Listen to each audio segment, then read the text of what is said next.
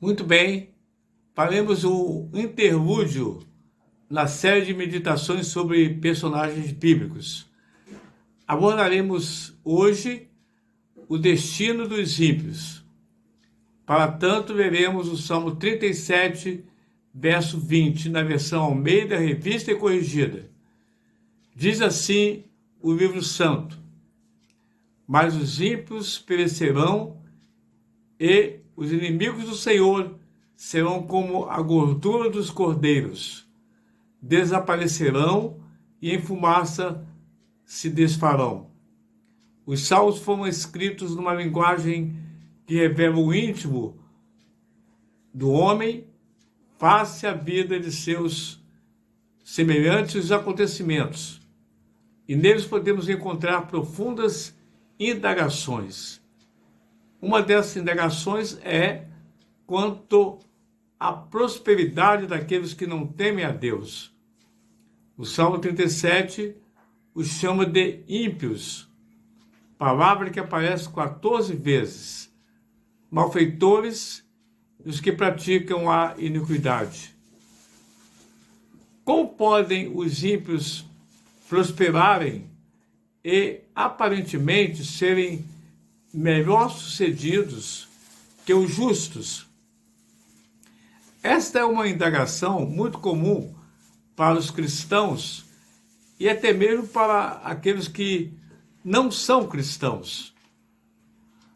Quando olhamos para a nossa sociedade, percebemos que há muitos que se enriquecem de forma ilegal e imoral. Percebemos que pessoas honestas e trabalhadoras sofrem muito para sustentar suas famílias e dar-lhes uma formação acadêmica digna. Todavia, vemos políticos desviando dinheiro, milhões e bilhões do erário público, policiais sendo subornados e corrompidos por bandidos, e por aí vai. Se olharmos para tudo isso com os olhos puramente humanos, podemos ficar decepcionados. Alguns podem até ser levados a duvidar da justiça de Deus. O Salmo 37 é um convite para confiarmos em Deus. A Bíblia faz uma analogia entre o justo e o ímpio, descrevendo as características de cada um. E qual o futuro deles? E o que Deus faz para os ímpios e pelos justos? Vamos ouvir algumas características da vida do ímpio e o destino deles.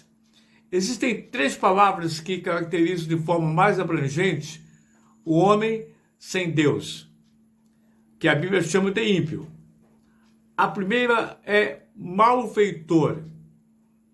Não tem dignes por causa dos malfeitores. Salmo 37, verso 1a. Cujo significado é uma pessoa com uma disposição maligna na mente, que a leva a agir segundo a sua inclinação. A palavra no grego da Septuaginta tem o mesmo sentido da que é usada para maligno, o qual domina as pessoas e as faz agir de acordo com as suas ordens. Outra expressão que caracteriza o ímpio está na parte B do versículo 1 do Salmo 37. Praticam a iniquidade. O sentido é fazer coisas contrárias à palavra de Deus. O significado, então, de iniquidade é transgredir a lei de Deus, ou seja, é viver abaixo do padrão estabelecido por Deus. Por esta razão é que os pensamentos não podem ser aceitos nem seguidos.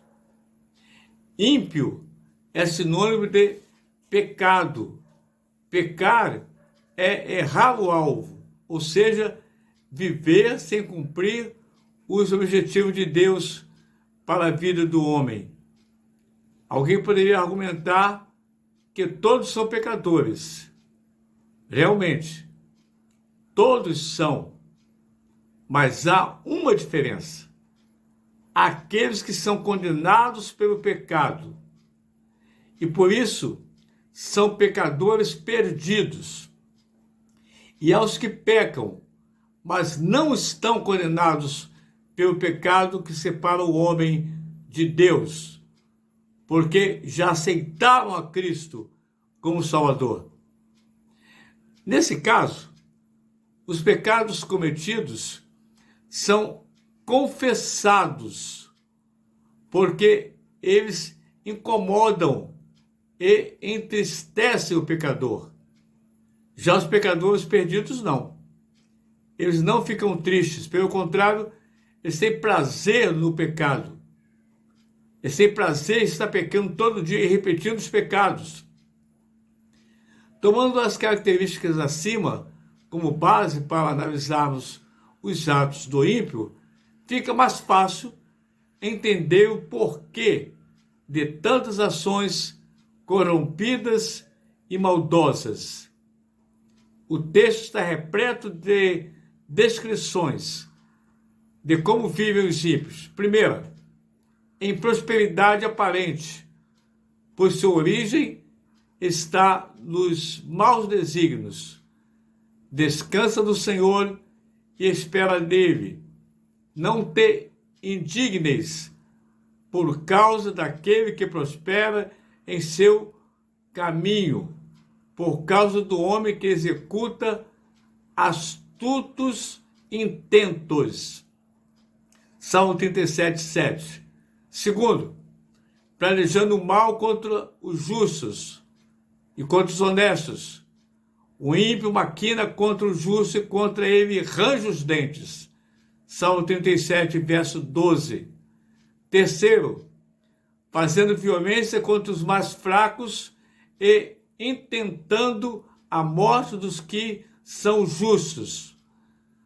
Os ímpios puxaram da espada e entesaram o arco para derribarem o pobre e necessitado e para matarem os de reto caminho. Salmo 37, 14. 4. Fraudando os outros o que tomou emprestado. O ímpio toma emprestado e não paga, mas o justo se compadece e dá. Salmo 37, 21. A descrição da vida do ímpio é bastante realista.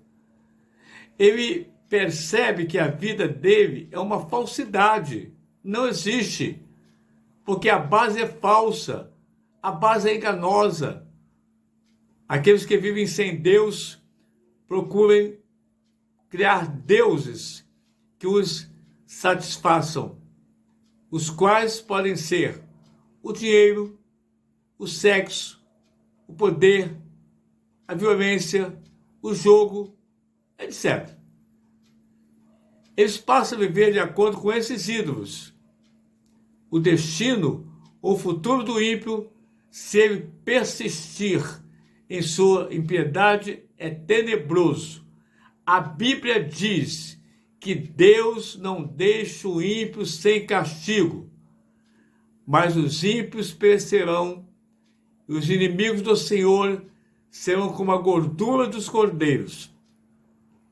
Desaparecerão e em fumaça se desfarão. Salmo 37, 20.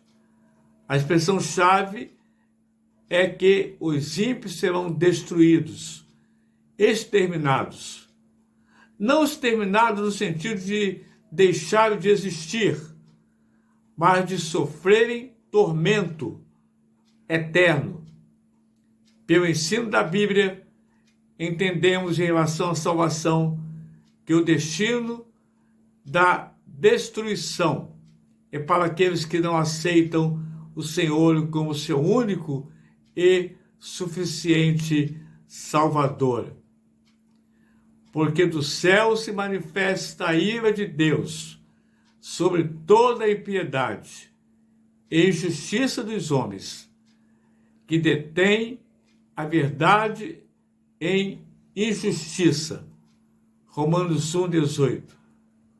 Deus não tem nenhum prazer na morte do ímpio. Ele quer salvar a todos. A parte dele já foi feita. Cabe a você fazer a sua parte. Vamos orar juntos. Nosso Deus, nosso Pai, muito obrigado que o Senhor já fez a parte que cabia ao Senhor fazer, mandando seu Filho Jesus Cristo a este mundo, e ele morreu na cruz para nos salvar.